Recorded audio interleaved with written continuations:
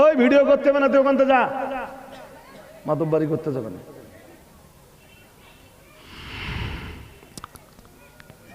প্রথম নির্দেশটাই হলো আদলের নির্দেশ। আদল, ইন্নাল্লাহা ইয়ামুরু বিল আদলে, নিশ্চয়ই আল্লাহ তোমাদেরকে আদলের নির্দেশ দিয়েছেন। আদলটা কি? আদলের মানে হলো ন্যায় পরায়ণতা, ন্যায় বিচার। সুবহানাল্লাহ বলুন, আর একটু মন খুলে বলুন। তা বান্দা তুমি ন্যায় বিচার লোকের উপরে পরে করবা, আগে নিজের উপরে ন্যায় বিচার করো। আমরা এখানে যারা বসেছি আমাদের জ্ঞান বুদ্ধি আছে না নেই? হ্যাঁ না জোর করে বলেন। আছে তো, সবার আছে, কম থাকলেও আছে, বেশি থাকলেও আছে। আচ্ছা এবার বলুন, জ্ঞান বুদ্ধি থাকার পরেও যদি নিজের দেহটাকে কেউ জাহান্নামের জন্য তৈরি করলো, সে নিজের উপরে কি ন্যায়, সেটা কি ন্যায়, নিজের জন্য ন্যায় বিচার হলো? হ্যাঁ না জোর করে বলুন। এই এই বদমাইশি করবি না মোটে, মন দিয়ে আমার কথা শোনা, আমি সব সহ্য করার লোক না। বলো জি।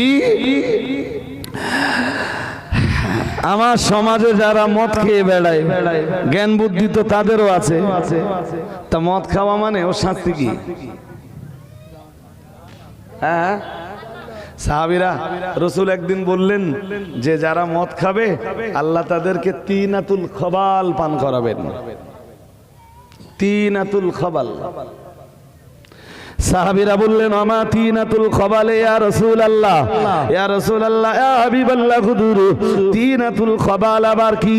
প্রিয় নবী মুহাম্মদুর রাসূলুল্লাহ সাল্লাল্লাহু আলাইহি ওয়াসাল্লাম, আমার আল্লাহর নবী জবাব দিয়ে বললেন কালা গিয়া উসারাতুম মিন আহলিন নার, ও কামা কালা আলাইহিস সালাম। প্রিয় নবী মুহাম্মদুর রাসূলুল্লাহ সাল্লাল্লাহু আলাইহি ওয়াসাল্লাম বললেন তিনাতুল খবাল হলো জাহান্নামীদের দেহ থেকে যে রক্ত এবং পুঁজ গুলো গলে গলে বার হবে, আল্লাহ পাকের রাসূল বললেন ওটাই হলো তিনাতুল খবাল। দুনিয়ায় যারা মদ্যপান করবে আল্লাহ পাক রব্বুল আলামিন তাদেরকে জাহান্নামীদের দেহ থেকে বার হওয়া ওই দুর্গন্ধময় রক্ত এবং পুঁজ পান করতে দিবেন। বলুন নাউজুবিল্লাহ। আর একটু জোর করে বলেন। আমাদের প্রত্যেকের জ্ঞান রয়েছে, বিবেক রয়েছে, বুদ্ধি রয়েছে, সবাই আমরা দুনিয়াতে চালাক বলে পরিচয় দেই, কেউ তো নিজেকে বোকা বলে না। এবার একটু দয়া করে কি বলবেন, এরপরেও যদি কেউ মদ্যপান করে নিজের দেহটাকে জাহান্নামের জন্য রেডি করে, নিজের শরীরটাকে জাহান্নামের জন্য যদি কেউ প্রস্তুত করে, সে কি নিজের উপরে ন্যায় বিচার করতে পারলো? না। এই জন্য আল্লাহ বলতেছেন আমি ন্যায় বিচারের নির্দেশ দিছি। লোকের উপরে, মানুষের উপরে তুমি ন্যায় বিচার পরে করবা, আগে তোমার নিজের উপরে ন্যায় বিচার করো। কত মানুষ রয়েছে ভাই, লেখাপড়া জানে, ভালো ব্যবসা বাণিজ্য করে, বিজনেস করে, কি ব্যবসা বাণিজ্য করে দুতলা তিনতলা বাড়ি করেছে, গাড়ি করেছে, ছেলে মেয়েদের জন্য জমি জায়গা কিনেছে, বহু কিছু করেছে, বাট নিজে নামাজ পড়ে না। তা নামাজ পড়ে না, তার ফল কি জান না? আরে জোর করে বলো না কেন? নামাজ পড়ে না, নামাজ আদায় করে না, তার ফল কি? হ্যাঁ, তো ও বিবেক বুদ্ধি দিয়ে দুনিয়ায় এত কিছু করলো, কিন্তু নিজের দেহটা জাহান্নামের জন্য তৈরি করলো। এইটা কি ওর ন্যায় বিচার হলো নিজের জন্য? জোর করে বলুন, অন্যায় বিচার হলো নি? এই জন্য আল্লাহ সূরা নাহলের 90 নম্বর আয়াতে শুরুতে বলেন ইন্নাল্লাহা ইয়ামুরু বিল আদলে, নিশ্চয়ই আল্লাহ তাআলা তোমাদের আদলের নির্দেশ দিয়েছেন, ন্যায় বিচারের নির্দেশ দিয়েছেন। লোকের উপরে ন্যায় বিচার পরে করবা, নিজের উপরে আগে ন্যায় বিচার করো।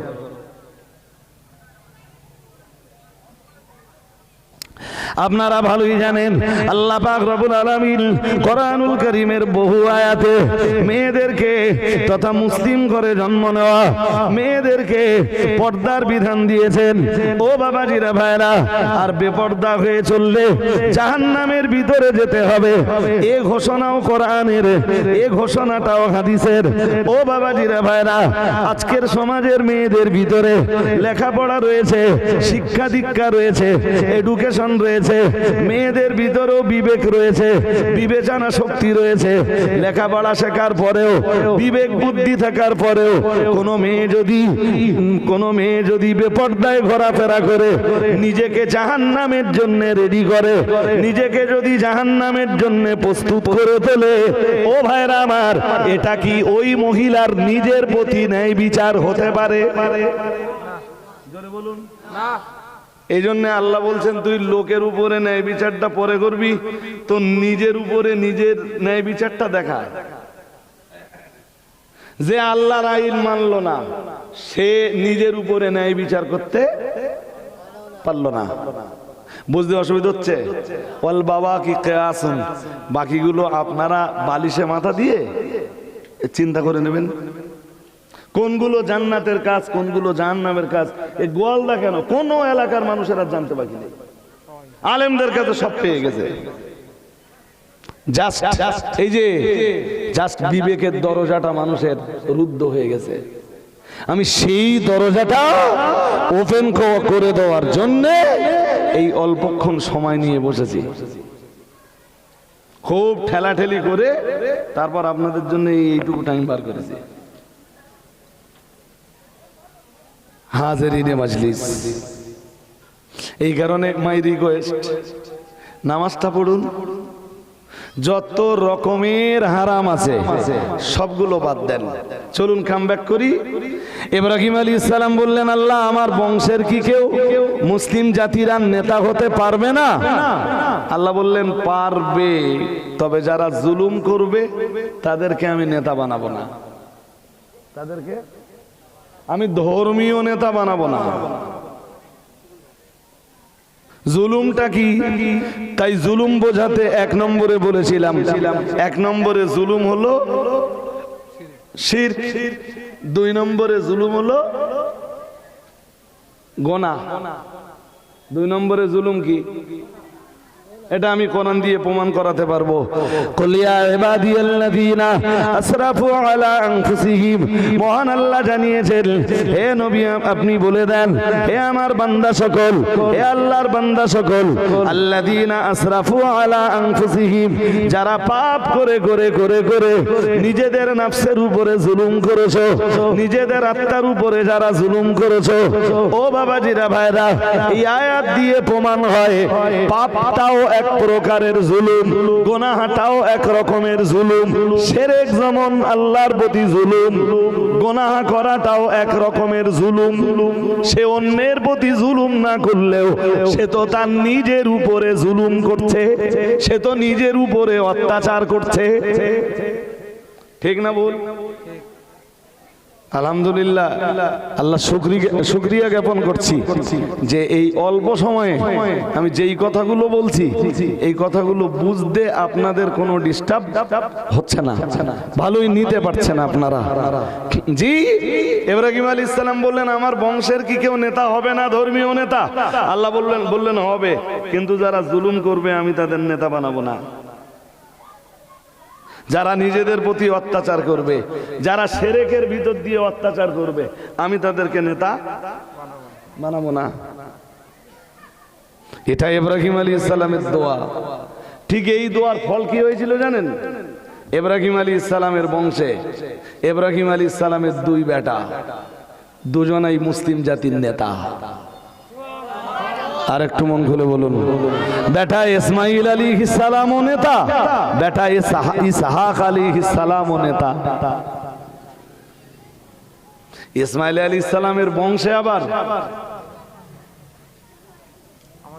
কি আমাদের নবী আসতেছেন। দ্যাটস মিন পৃথিবীর পৃথিবীতে একত্ববাদ অবলম্বীদের সর্বযুগের সর্বকালের সর্বশ্রেষ্ঠ নেতা যিনি, তিনি ইব্রাহিম আলাইহিস সালামের বংশে ইসমাইল আলাইহিস সালামের নসব থেকে পৃথিবীতে আসতেছেন। আর একটু মন খুলে বলুন, সব তো দোয়ার ফসল। কিসের ফসল? আমাদের আজকে আল্লাহর কাছে হাত তুলে দোয়া করারই সময় নেই।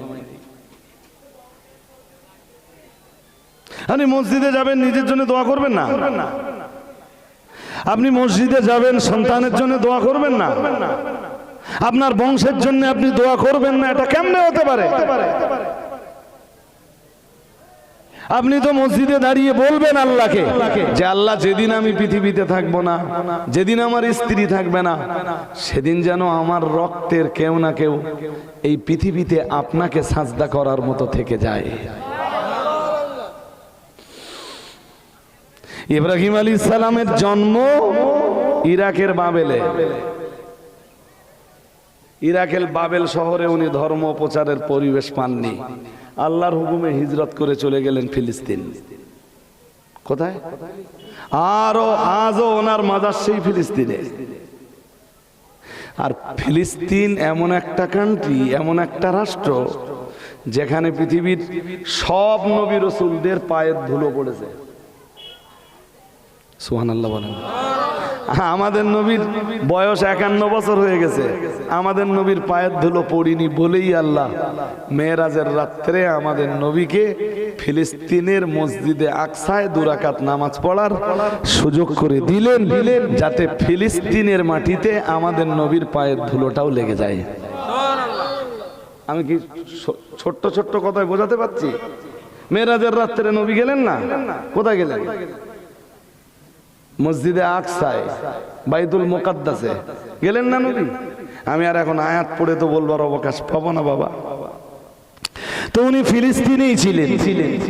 ওনার 2 স্ত্রী। এক স্ত্রীর নাম সারা। স্ত্রী সারা দেখতে বিরাট সুন্দরী। পরবর্তী স্ত্রীর নাম হাজার। পরবর্তী স্ত্রীর নাম হাজার। 99 বছর বয়স পর্যন্ত ওনার কোনো কচিকাচা হয়নি। মানে 98 বছর পর্যন্ত উনি কচিকাচার কোনো সন্ধান পাননি। বিয়ে করেছেন, সন্তান হয় না। সন্তান দেনেওয়ালা কোন? জোর করে বলে না, আল্লাহ।